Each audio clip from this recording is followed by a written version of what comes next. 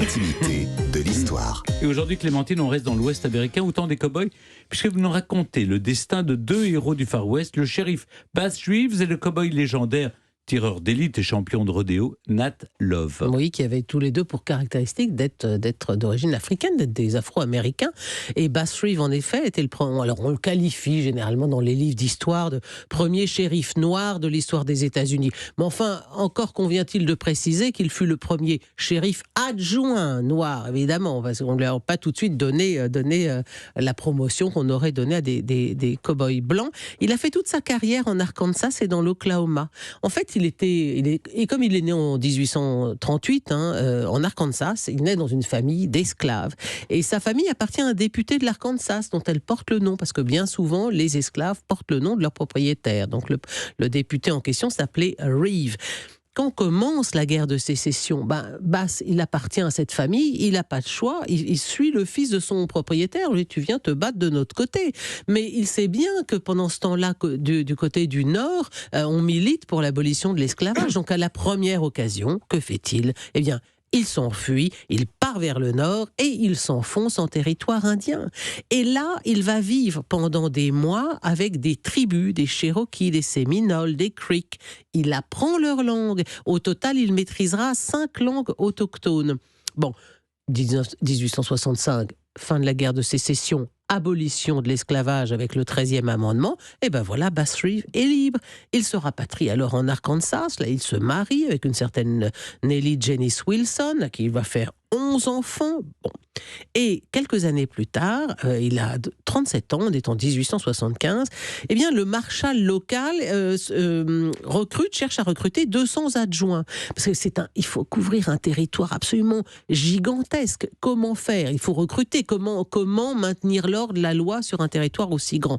Et il apprend que Reeves connaît bien le territoire indien et maîtrise la langue de plusieurs tribus, donc il le recrute. Et donc, effectivement, Reeves est le premier noir à servir dans cette position de shérif adjoint à l'ouest du Mississippi. Il va travailler 32 ans dans la police du territoire indien. C'est un très bon tireur, c'est un très bon détective, il ne sera jamais blessé. Et il avait une tactique pour aller débusquer les criminels, c'est qu'en fait, il se déguisait en vagabond et évidemment, personne ne prêtait attention à lui, là, ce noir, là, dépenaillé, un peu minable dans un coin. Et ça lui a permis, cette tactique de débusquer et d'arrêter plusieurs grands criminels.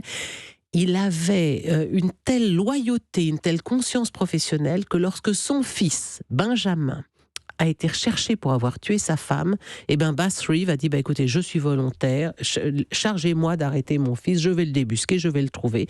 Il a en effet retrouvé son fils Benjamin, qui a purgé une peine de prison assez longue, une dizaine d'années, et qui par la suite est devenu un citoyen modèle. Il ne prendra sa retraite qu'en 1907, et on dit, alors j'ai trouvé ça sur différents sites, différents bouquins, qu'il aurait arrêté 3000 criminels en 30 ans de carrière, ce qui est beaucoup quand même. Alors, à votre avis, la question qu'on se pose naturellement, comme on voit dans les westerns, les shérifs et les criminels ont la gâchette facile, on se dit voilà un homme, il doit être comme White Earp, il a dû dézinguer un certain nombre de malfrats. Mais en fait, dans toute sa carrière de 32 ans, il aurait tué 14 personnes pour défendre sa propre vie, ce qui n'est quand même pas considérable. Alors, il est donc, 3000 arrestations, 14... Oui, mais quand même, ça fait une mort tous les 2 ans, c'est pas mal. Oui, par rapport à l'imaginaire qu'on a du Far West, oui, évidemment. C'est ça, par rapport à notre imaginaire, on se dit c'est quelqu'un qui a dû... qui nous, doit on avoir en a tué moins, hein. Des Indiens, oui, bien sûr, on tue autre chose.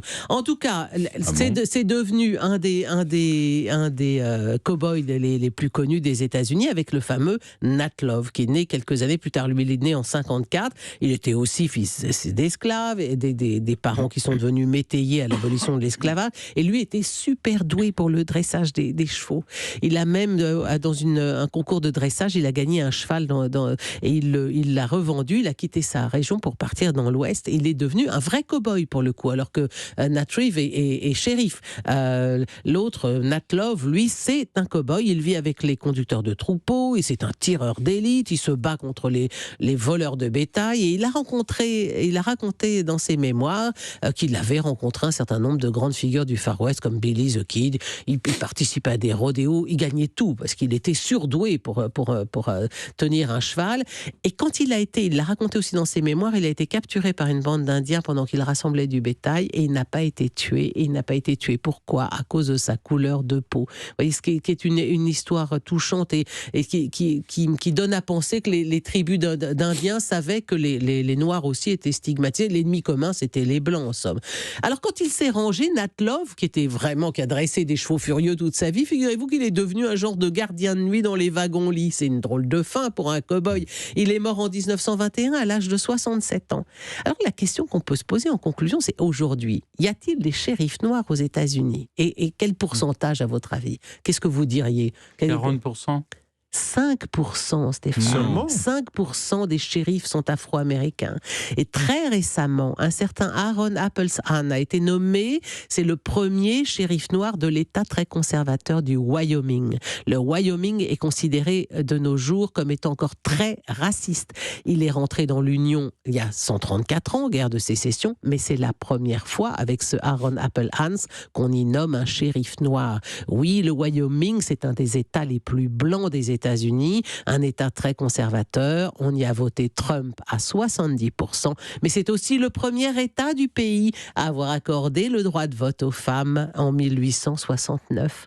Comme quoi, dans la vie, rien n'est jamais tout noir ou tout blanc.